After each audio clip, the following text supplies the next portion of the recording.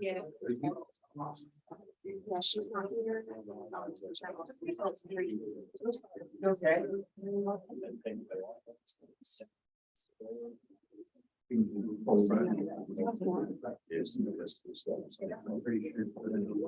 We'll get started here in about 2 minutes.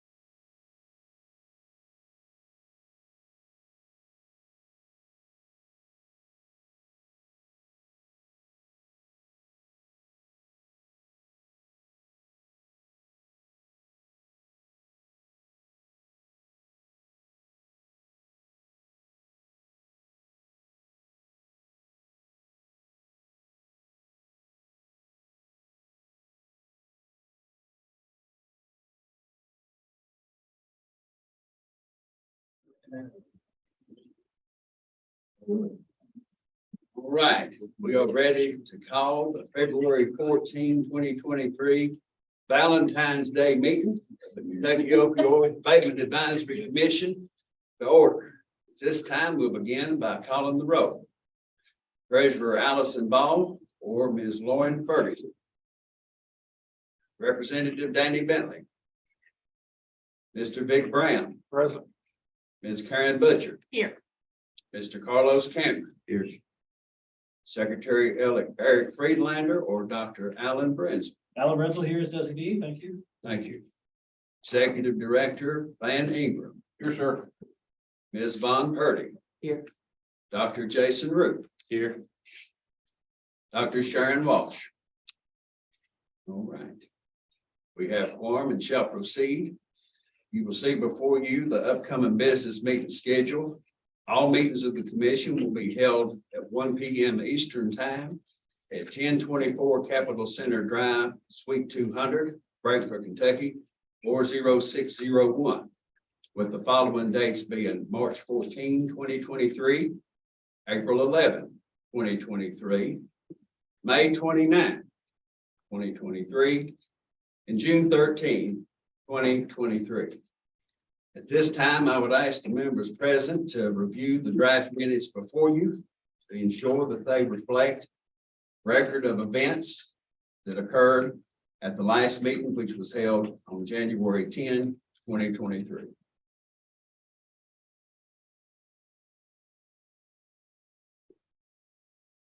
Everybody's had an opportunity to review.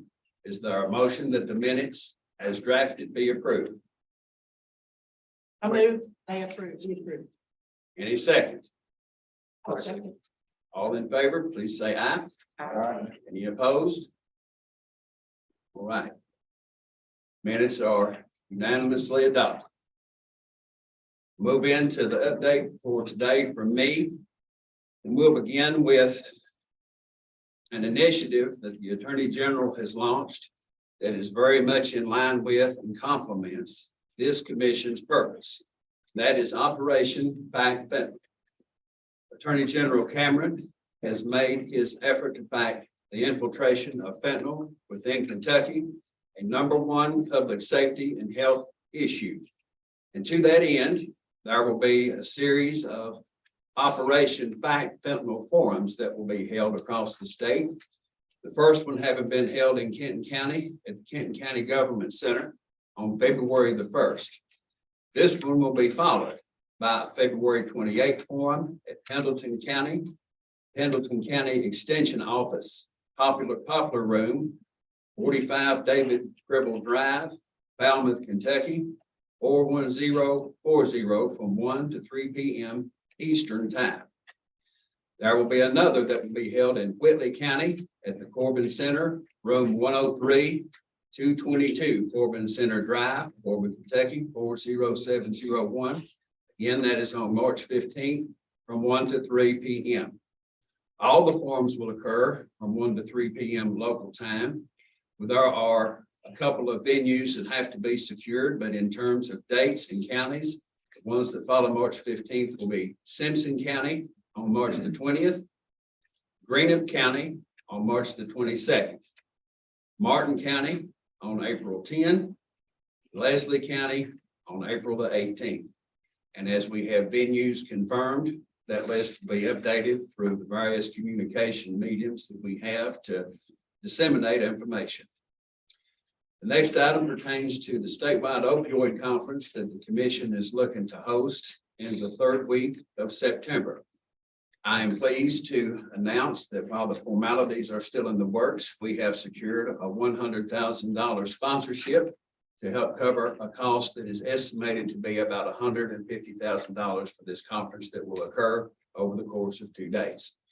Once that memorandum of understanding is executed and finalized, we'll be ready to identify that sponsor. That sponsor is not conflicted out by virtue of being a grant applicant or anyone who is connected to the recovery or treatment universe. And the very first order of business will be to get to securing our venue, as well as our keynote speakers who will help make this event top notch.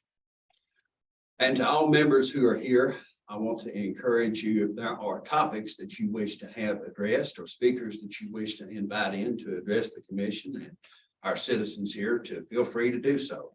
Make your suggestions to myself or to any of our staff members who are available so that they can be scheduled and brought in.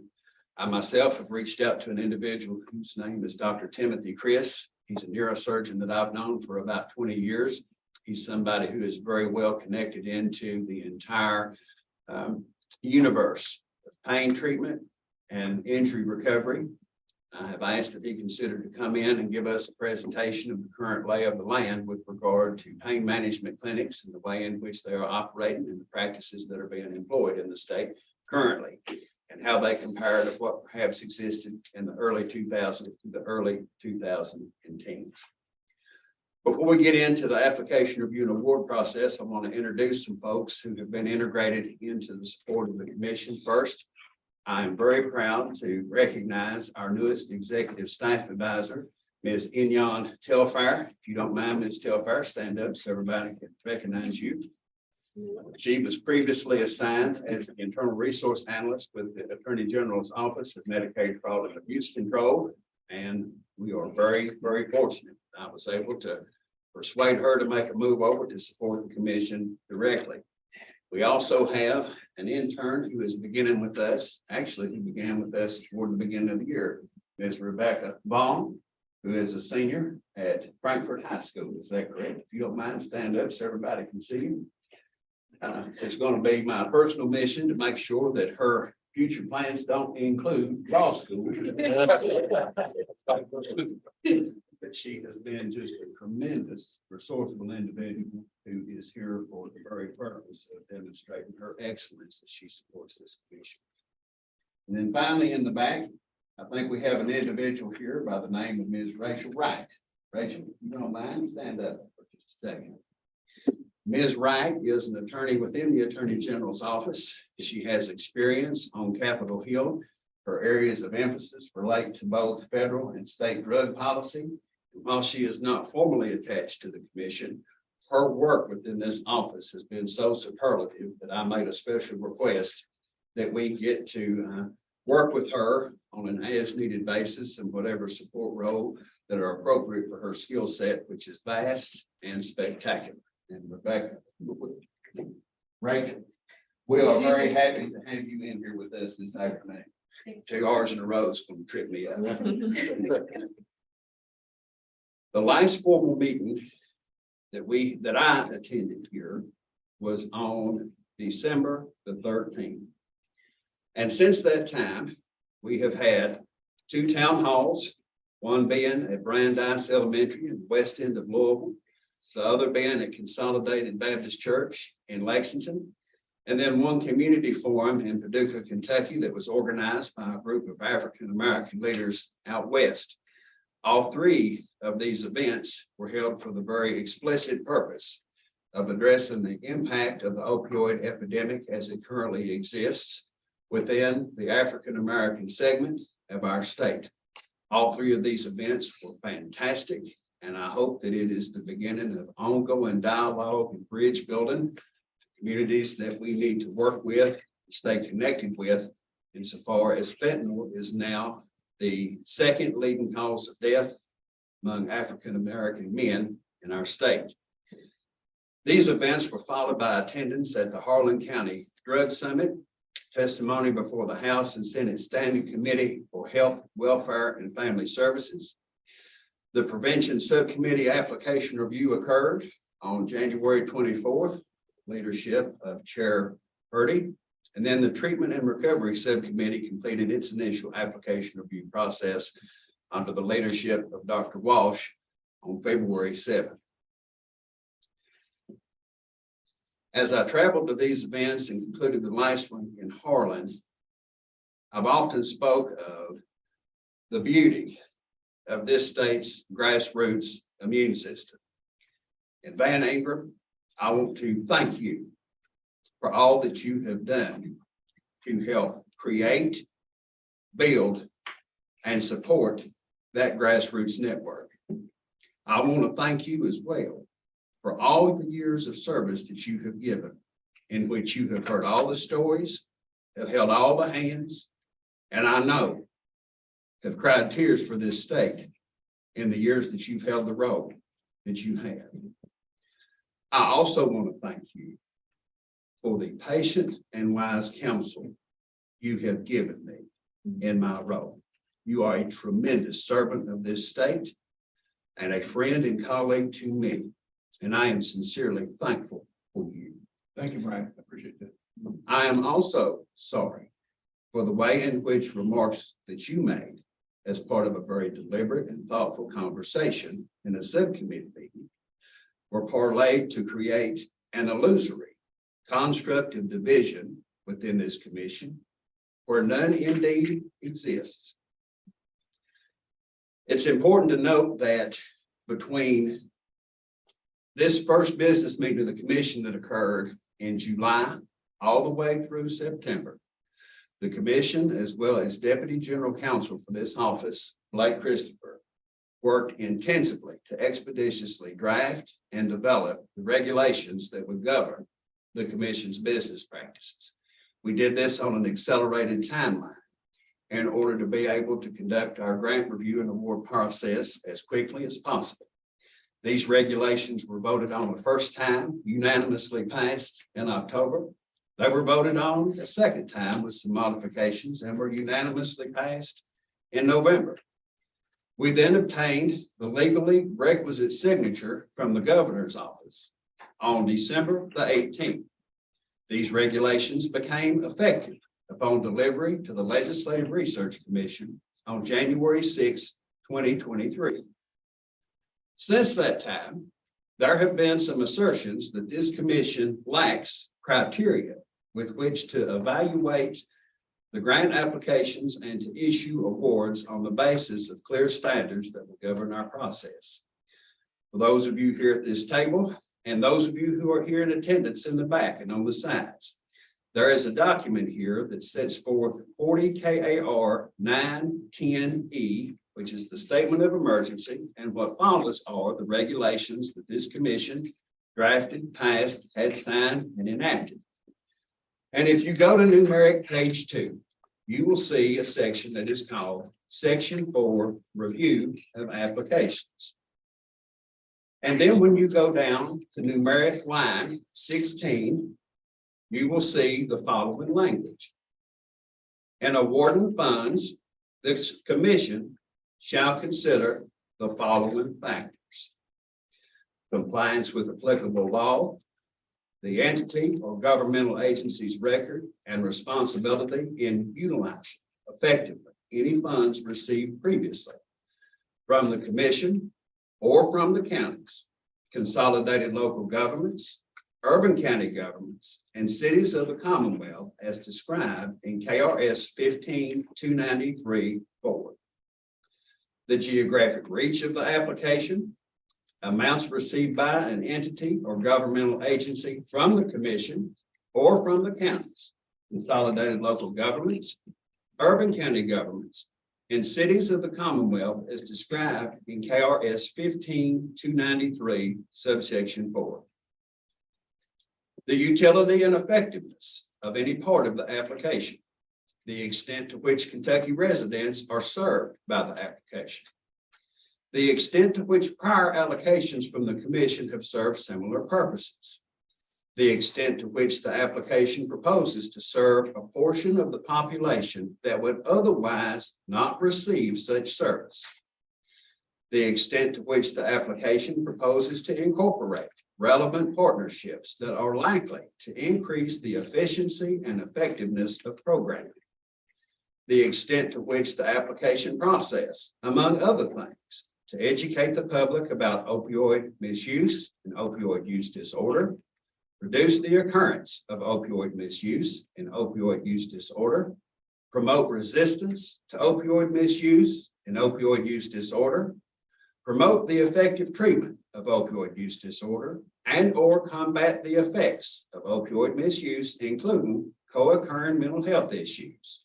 The extent to which the application activities align with accepted evidence-based practices and or the sufficiency of records to validate the requested amounts. 12 individualized criteria. One person who expressed concern regarding an alleged lack of criteria is the very person who signed these into law. That concern reflects either a failure to read what was signed, a failure to understand what was signed, or a calculated decision to make us look bad so that the articulator can look good. Whatever the case may be, I am reminded of an admonition attributed to Kentucky's most famous native son, Abraham Lincoln, who has said that it is better to remain silent and be thought a fool than to speak out and remove all doubt.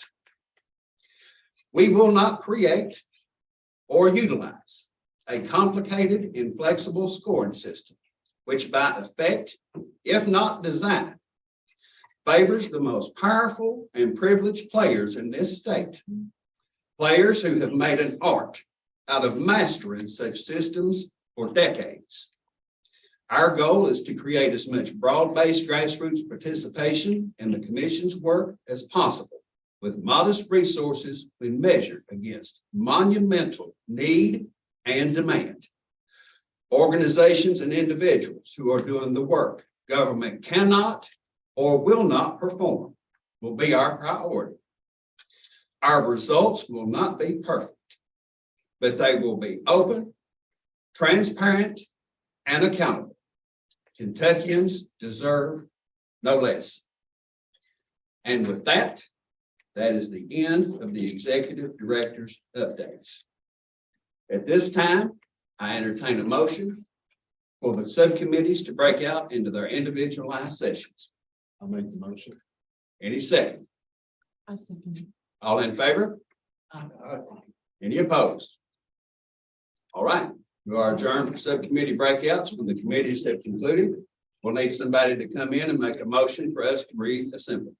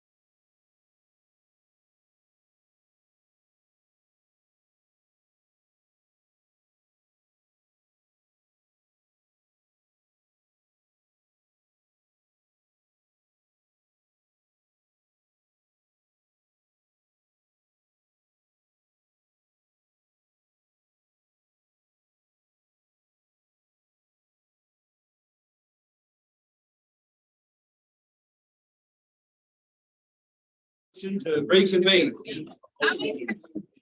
Seconded, Second. all in favor? All right, we are back in regular session. We only have one new business item, and that pertains to the approval of the Treatment and Recovery Subcommittee's new meeting date. The time will remain the same, which is 1 to 4 p.m. Eastern Time. Again, it will be here at Capitol Complex East, 1024 Capitol Center Drive, Suite 200, Frankfurt, 40601. Do I have a motion that the Treatment and Recovery Subcommittee date be changed from March 15 to March 9, 1 to 4 p.m. here at the Capitol East Complex? So moved. Seconded? I'll second. All in favor? Any opposed? All right, motion carries unanimously. So look, we now come to the portion of the agenda where we're going to entertain public comments and remarks. We don't have anybody formally signed up to do so, but if you are here and you wish to address the commission, the podium is there. So Allison, you mentioned that we have somebody. I will. All right, please. The floor is yours.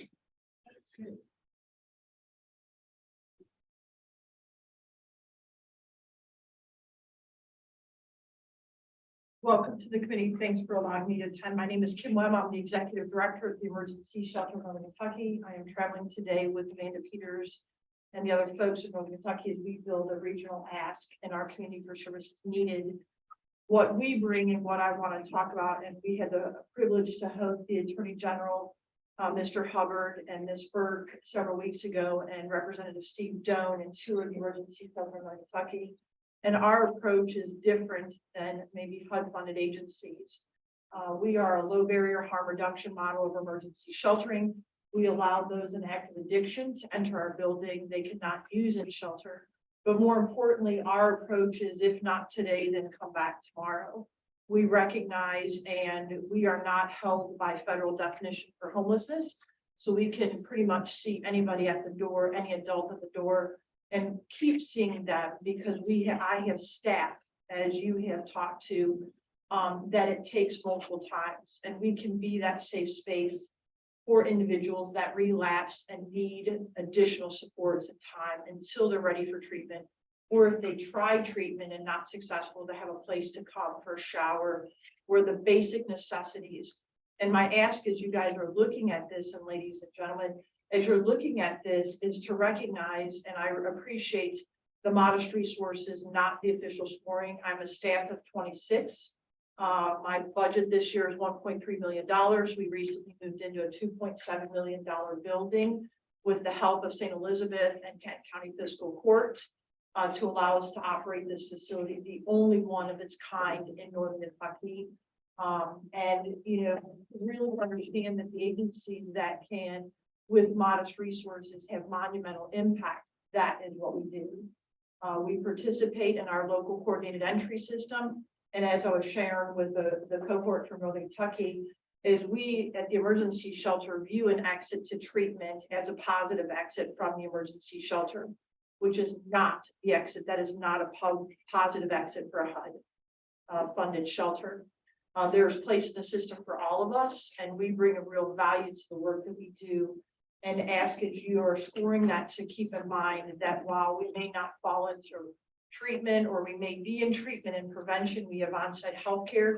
We do work well with our partners, and many smaller emergency shelters and providers do this work and work well, but often don't have the bandwidth to travel, to advocate, to lobby for the resources we need to continue to do the work. So does anybody have any questions? Am I allowed to ask if anybody has any questions for me, or are we done?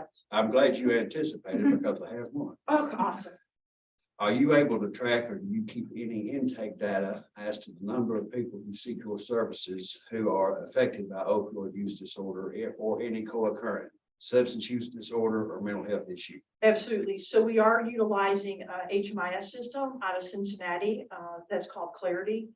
We have been fortunate to have a great partnership with Coordinated Entry, a Unified Funder Strategies on Homelessness, that allowed us to really tailor our HMIS system to be inclusive of all of our services that we do.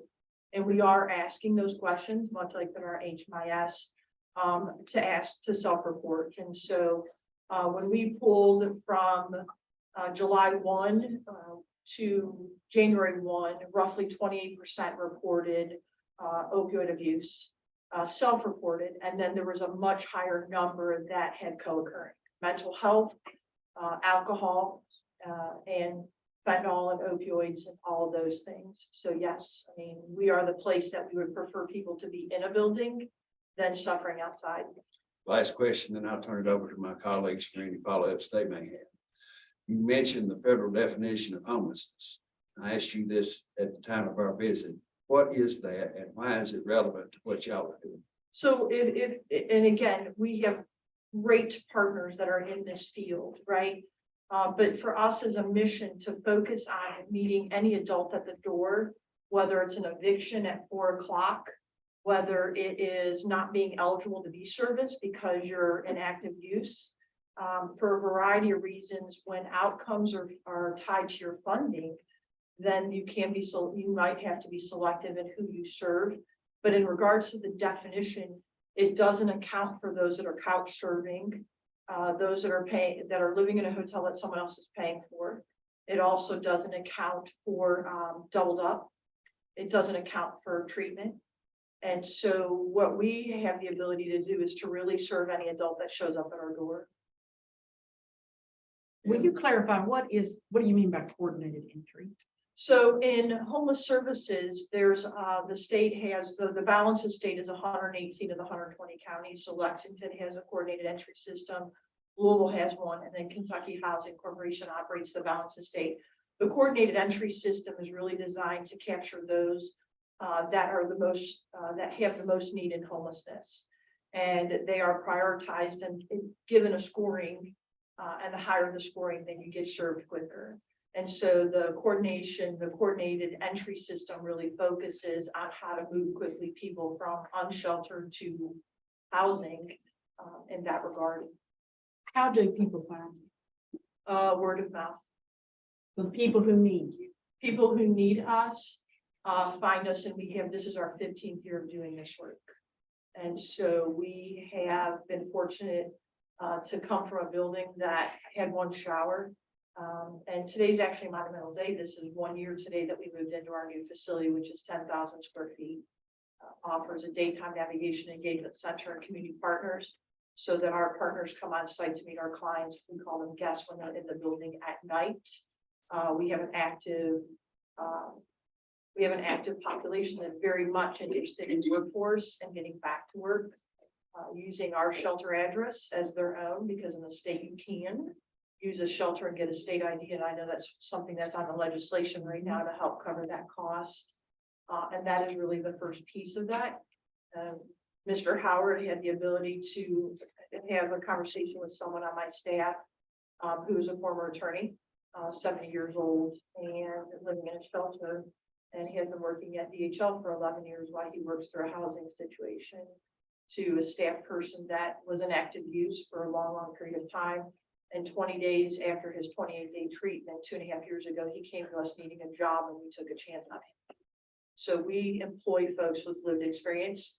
It is a very challenging workforce. Funding would assure that we can continue to pay those folks well for the work that they do, for the trauma that they continue to go through. They are the hardest working folks. They will travel, they will drive folks to treatments all hours of the night if someone was willing to say that they go. And then they will also welcome back in when they say that they're not ready for it. Thank you. You're welcome. I guess. Thank you. Thank you. Any other guests who wish to speak? Hearing none. Yes, ma'am. Hello, everyone. My name is Courtney Maynard, and I'm with Operation Unite. I want to say thank you for all the work that you're doing first and foremost. And just a small introduction of myself. Before I'm now in our prevention program coordinator position, and previously into that, I worked at the Kentucky Health Statewide Call Center for nearly 5 years. So I come to you with the background and knowledge of talking to individuals daily that are struggling with this epidemic at baseline level, whether that be themselves or family members, their loved ones. switching into this role in prevention and programs coordinator. I'm looking at it in a little bit of a different light. You know, I've come from talking to people in active addiction and their family members to looking at prevention in our youth and things of that matter. But really what I've learned is that we need to look at prevention in a matter of three components. We need to look at providing prevention for our youth on not to use substances. We need to look at providing prevention in our people in active addiction, preventing them from death. And looking at prevention in our people in recovery, preventing them from relapse. And I think that a huge component that we need to take into consideration and the urgency of it is prevention in those three aspects. It's more than just our students, it's more than just our people in recovery and our people in active addiction. It's all three.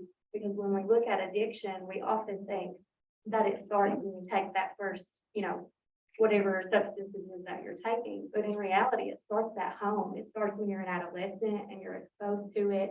And it continues. You know, I'm from Martin County, Kentucky, so I grew up with people that I love in addiction, people in recovery now. I live in Johnson County where I intend to raise my family. And just the amount of substances that are around and the knowledge that our youth have, far more than I've had in my history, you know, as someone growing up. It's so prevalent and it's just so urgent to get the components out there that everyone is coming to speak on and submitting for assistance on. And I just thank you all for your work and just wanted to provide that insight of someone that is in the grassroots area and working so diligently on the front lines. And thank you all so much for all your work. Thank you. Thank you. Go. Thank you. Any other speakers? All right.